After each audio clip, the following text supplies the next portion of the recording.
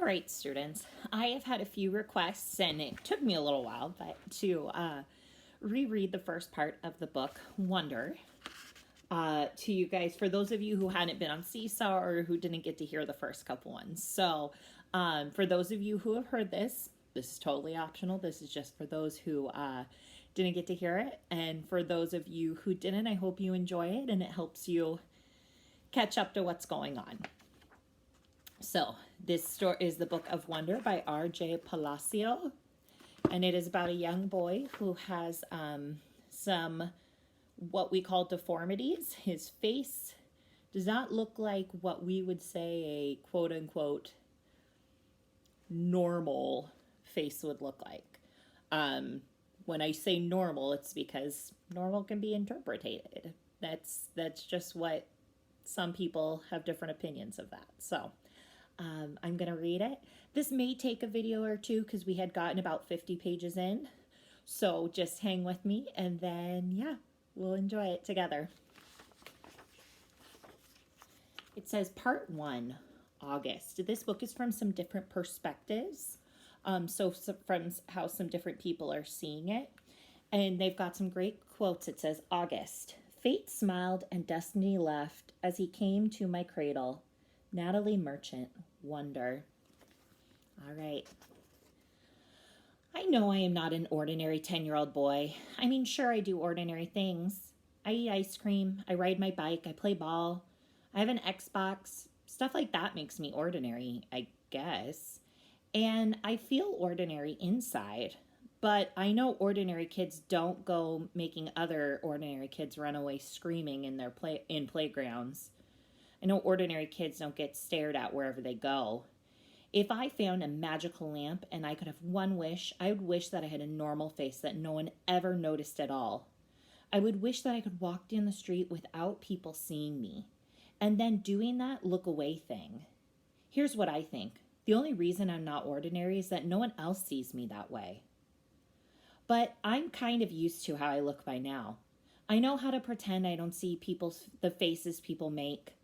We've all gotten pretty good at that sort of thing. Mom, Dad, Via. Actually, I take that back. Via's not so good at it. She can get really annoyed when people do something rude. Like, for instance, one time in the playground, some older kids made some noises. I don't even know what the noises were exactly because I didn't hear them myself. But Via heard, and she just started yelling at the kids. That's the way she is. I'm not that way. Via doesn't see me as ordinary. She says she does, but if I were ordinary, she wouldn't feel like she needs to protect me as much. And Mom and Dad don't see me as ordinary either. They see me as extraordinary. I think the only person in the world who realizes how ordinary I am is me. My name is August, by the way. I won't describe what I look like. Whatever you're thinking, it's probably worse. Next week, I start 5th grade. Since I've never been to real school before, I am pretty much totally and completely petrified. People think I haven't gone to school because of the way I look, but it's not that. It's because of all the surgeries I've had. It's 27 since I was born. The bigger ones happened before I was even 4 years old, so I don't remember those. But I've had 2 or 3 surgeries every year since then, some big and some small. And because I'm little for my age and have had some other medical mysteries that doctors never really figured out, I used to get sick a lot. That's why my parents decided it was better if I didn't go to school. I'm much stronger now, though. The last surgery I had was 8 months ago, and I probably won't have to have any for a couple more months or even years. Mom homeschools me. She used to be a children's book illustrator. She draws really great fairies and mermaids. Her boy stuff isn't so hot, though. She once tried to draw me a Darth Vader, but it ended up looking like some weird mushroom-shaped robot. I haven't seen her drawing anything in a long time. I think she's too busy taking care of Via and me. I can't say I always wanted to go to school because that wouldn't exactly be true. What I wanted was to go to school, but only if it could be like every other kid at school. Have lots of friends and hang out after school and stuff like that. I have a few really good friends now. Christopher is my best friend, followed by Zachary and Alex. We've known each other since we were babies, and since they've always known me, they're used to me. When we were little, we used to have play dates all the time, but then Christopher moved to Bridgeport in Connecticut. That's more than an hour away from where I live in North River Heights, which is at the top tip of Manhattan. And Zachary and Alex started going to school. It's funny, even though Christopher's the one who moved far away, I still see him more than I see Zachary and Alex. They have all these new friends now. If we bump into each other, they're still nice to me, though. They always say hello. I have other friends, too, but not as good as Christopher and Zach and Alex were. For instance, Zach and Alex always invited me to their birthday parties when they were little, but Joel and Iman and Gabe never did. Emma invited me once, but I haven't seen her in a long time. And of course, I always go to Christopher's birthday parties. Maybe I'm making too big of a deal of birthday parties. I was really bummed when Christopher moved away 3 years ago. We were both around 7 then. We used to spend hours playing our Star Wars action figures and dueling with lightsabers. I miss that. Last spring, we drove over to Christopher's house in Bridgeport. Me and Christopher were looking for snacks in the kitchen when I heard Mom talking to Lisa, Christopher's mom, about me going to school in the fall. I had never even heard her mention school before. "What are you talking about?" I said. Mom looked surprised, like she hadn't meant for me to hear that. "You should tell him what you've been thinking, Isabel," Dad said. He was on the other side of the living room talking to Christopher's dad. "We should talk about this later," said Mom. "No, I want to know what you're talking about," I answered. "Don't you think you're ready for school, Augie?" Mom said. "No," I said. "I don't either," said Dad. "Then that's it. Case closed," I said, shrugging, and I sat in her lap like I was a baby. "I just think you need to learn more than I can teach you," Mom said. "I mean, come on, Augie. You know how bad I am at fractions." "What school?" I said. I already felt like crying. "Beecher Prep, right by us." "Wow, that's a great school, Augie," said Lisa, patting my knee. "Why not Via's school?" I said. "That's too big," Mom answered. "I don't think that would be a good fit for you." "I don't want to," I said. I admit, I made my voice sound a little babyish. "You don't have to do anything you don't want to do," Dad said, coming over and lifting me out of Mom's lap. He carried me over to sit on his lap on the other side of the sofa. "We won't make you do anything you don't want to do. But it would be good for him, Nate," Mom said. Not if he doesn't want to," answered Dad, looking at me. "Not if he's not ready." I saw Mom look at Lisa, who reached over and squeezed her hand. "You guys will figure this out. You always have. Let's just talk about it later," said Mom. I could tell she and Dad were going to get in a fight about it. I wanted Dad to win the fight. Though part of me knew Mom was right, and the truth was, she is really terrible at fractions. It was a long drive home, and I fell asleep in the back seat like I always do on Via's lap. Like she was a pillow. A towel wrapped around the seatbelt so I wouldn't drool all over her. Via fell asleep too, and Mom and Dad talked quietly about grown-up things I didn't care about. I don't know how long I was sleeping, but when I woke up, there was a full moon outside. The car window, it was purple, and it was a purple night, and we were driving on the highway full of cars. And when I heard Mom and Dad talking about me, I listened up. "We can't keep protecting him," Mom whispered to Dad, who was driving. "We can't just pretend he's going to wake up tomorrow and this is not going to be his reality, because it is, Nate. And we have to help him deal with it. We can't keep avoiding situations that... So sending him off to the middle school like a lamb at the slaughter," Dad answered angrily, but he didn't even finish his sentence because he saw me in the mirror when he looked up. "What's a lamb to the slaughter?" I asked sleepily. "Go back to sleep, Augie," Dad said softly. "Everyone will stare at me at school," I said, suddenly crying. "Honey," Mom said, she turned around in the front seat and put her hand on my hand. "You know, if you don't want to do this, you don't have to, but we spoke to the principal there and told him about you, and he really wants to meet you." "What did you tell him about me?" "How funny you are and how kind and smart. When I told him you read Dragon Rider when you were 6, he was like, 'Wow, I have to meet this kid.'" "Did you tell him anything else?" I said. Mom smiled at me. Her smile kind of hugged me. "I told him about all the surgeries and how brave you are," she said. "So he knows what I look like?" I asked. "Well, we brought pictures from last summer in Montauk," Dad said. "We showed him pictures of the whole family and that great shot of you holding a flounder by the boat." "You were there too?" I have to admit, I felt a little disappointed that he was part of this. "We both talked to him, yes," Dad said. "He's a really nice man." You would like him, Mom added. Suddenly I felt like they were on the same side. Wait, so when did you meet him? I said. He took us on the tour of the school last year, said Mom. Last year, I said. So you've been thinking about this for a whole year? You didn't tell me? We didn't even know if you'd get in, Augie, answered Mom. It's a very hard school to get into. There's a whole admission process. I didn't see the point in telling you and having you get all worked up about it unnecessarily. But you're right, Augie. We should have told you when we found out last month that you got in, said Dad. In hindsight, said Mom, yes, I guess. Did that lady who came to the house that time and that had something to do with this, the one that gave me that test? Yes, actually, said Mom, looking guilty. You told me it was an IQ test, I said. I know. Well, that was a white lie, she answered. It was a test you needed to take to get in the school. You did very well, by the way. So you lied, I said. A white lie, but yes, sorry, she said, trying to smile. But when I didn't smile back, she turned around in the seat and faced forward. What's a lamb to the slaughter, I said. Mom sighed and gave Dad a look. I shouldn't have said that, Dad said, looking up at me in the rearview mirror. It's not true. Here's the thing. Mom and I love you so much we want to protect you any way we can. It just sometimes we want to do it in different ways. I don't want to go to school, I answered, folding my arms. It would be good for you, Augie, said Mom. Maybe I'll go next year, I answered, looking out the window. This year would be better, Augie, said Mom. You know why? Because you will be going in the 5th grade, and that's the first year of middle school for everyone. You won't be the only kid. I'll be the only kid who looks like me, I said.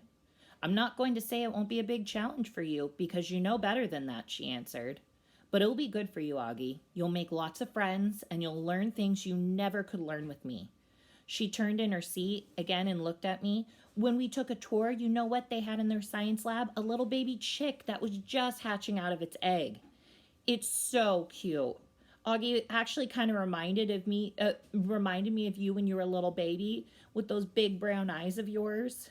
I usually love when they talk about when I was a baby. Sometimes I just want to curl up into a little tiny ball and let them hug me and kiss me all over. I miss being a baby, not knowing stuff. But I wasn't in the mood for that now. I don't want to go, I said.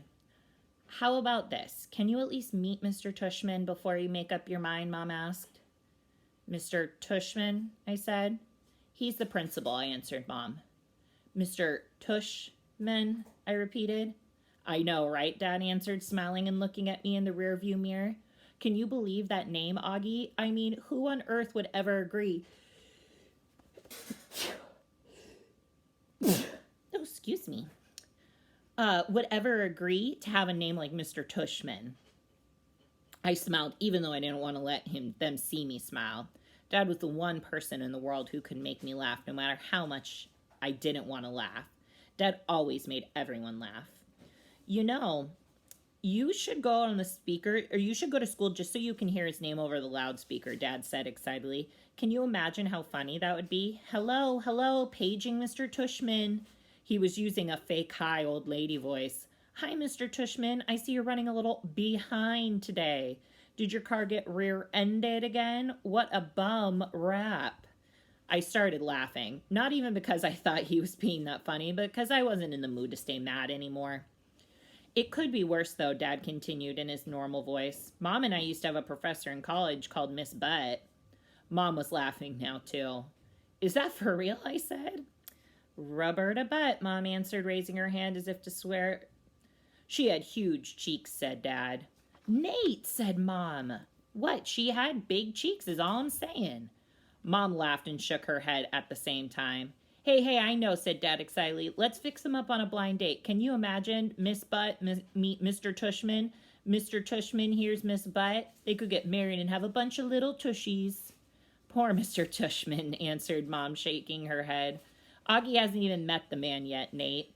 Who's Mr. Tushman, Via? Said groggily. She had just woken up. He's the principal of my new school, I said. I would have been more nervous about the meeting with Mr. Tushman if I'd known it was also going to be a meeting of some of the new kids from school. But I didn't know, so if anything, I was kind of giggly. I couldn't stop thinking of the jokes Dad had made about Mr. Tushman's name.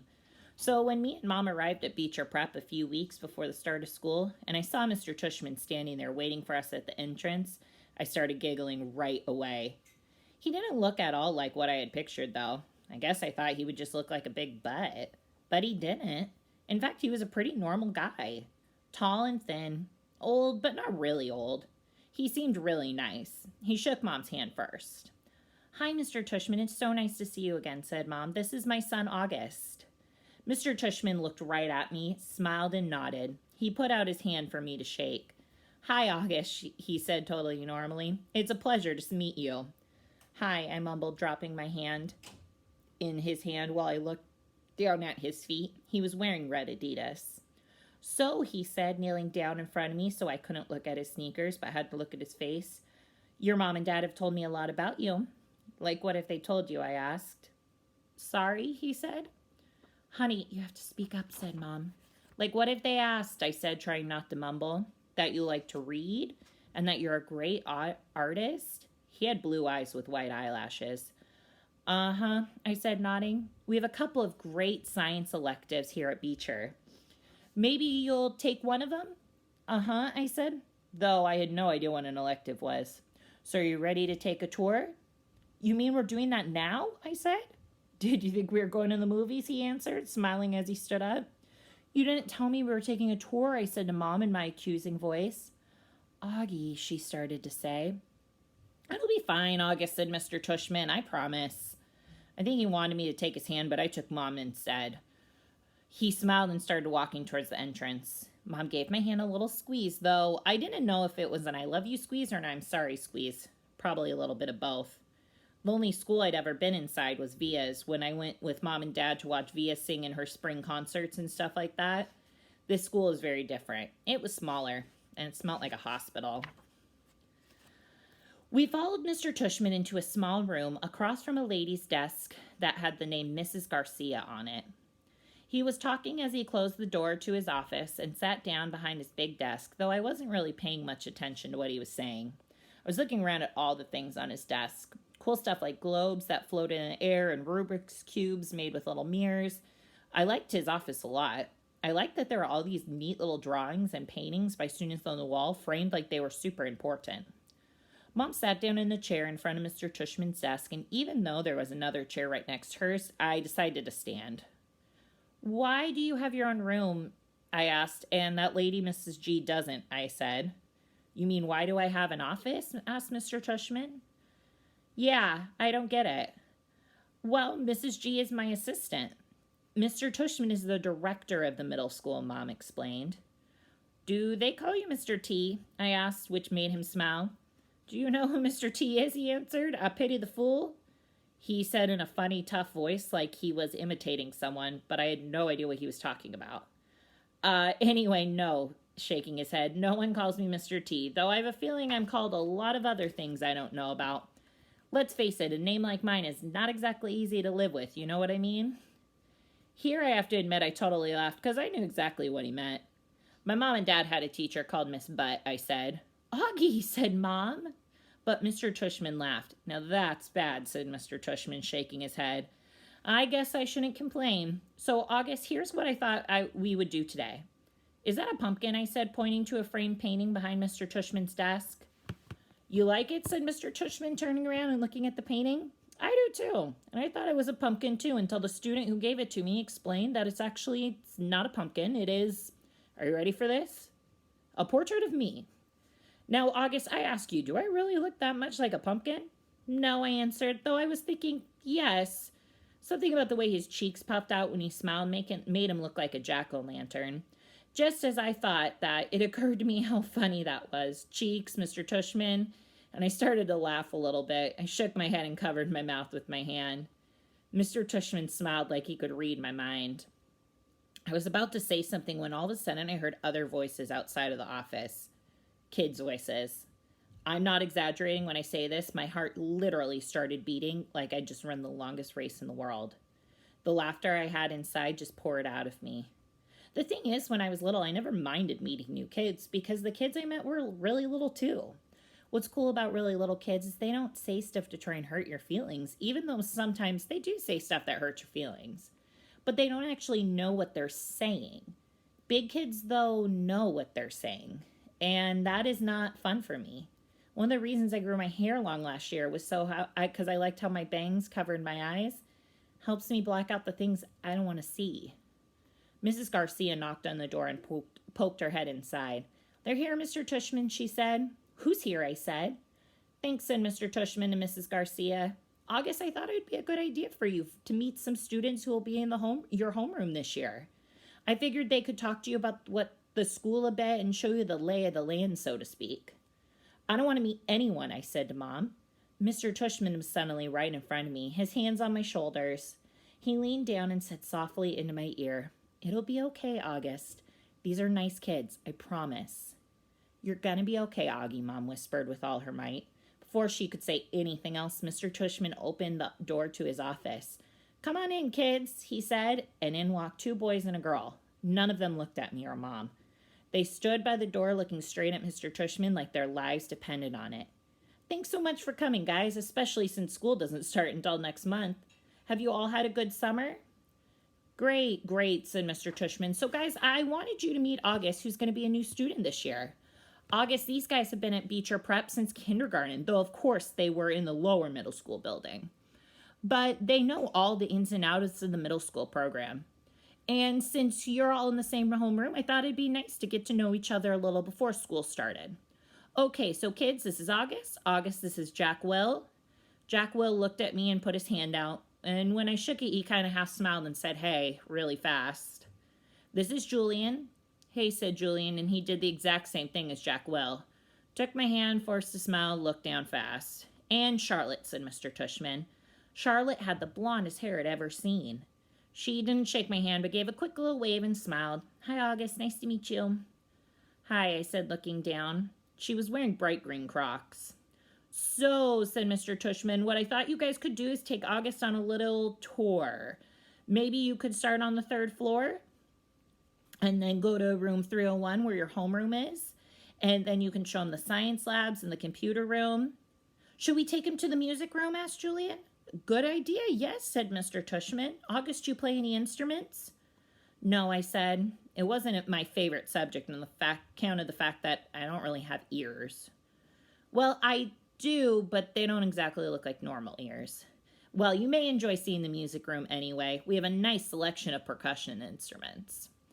"August, you've been wanting to learn to play the drums," Mom said, trying to get me to look at her, but my eyes were covered by my bangs as I stared at a piece of old gum stuck to the bottom of Mr. Tushman's desk.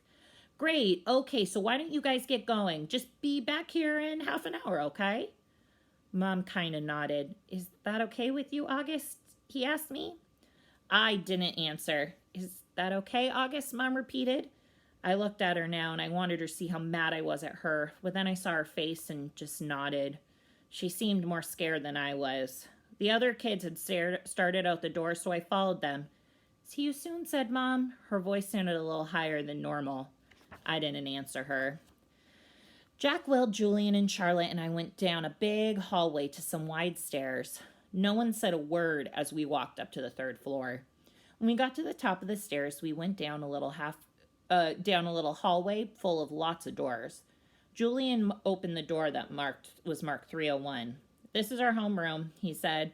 "We have Miss Petosa. They say she's okay, at least for homeroom. Heard she's really strict if you get her for math, though." "This is the science lab," he said when we got to the next door, and just like that he did 2 seconds ago, he stood in front of the half-open door and started talking. He didn't look at me once while he talked. "You won't know who you have for science until the first day of school, but you want to get Mr. Holler. He used to be in the lower school. He would play this giant tuba in class." "It was a baritone horn," said Charlotte. "It was a tuba," said Julian, closing the door. "Dude, let him go inside so we can check it out," Jack Will told him, pushing past Julian and opening the door. "Go inside if you want," Julian said. It was the first time he looked at me. I shrugged and walked over to the door. Julian moved out of the way quickly, like he was afraid I might accidentally touch him as I passed by him. "Nothing much to see," Julian said, walking in after me. "That's the incubator. The big black thing is the chalkboard. These are the desks. These are the chairs. Those are the Bunsen burners. This is the gross science poster. This is the eraser." I'm sure he knows what an eraser is, Charlotte said, sounding kind of like my sister Via. How would I know what he knows? Julian answered. Mr. Tushman said he's never been to school before. You know what an eraser is, right? Charlotte asked me. I admit I was feeling so nervous that I didn't know what to say or do except for look at the floor. Hey, can you talk? Asked Jack Will. Yeah, I nodded. I still really hated looking at any of them, at least not directly. You know what an eraser is, right? Asked Jack Will. Of course, I mumbled. I told you there was nothing to see in here, said Julian.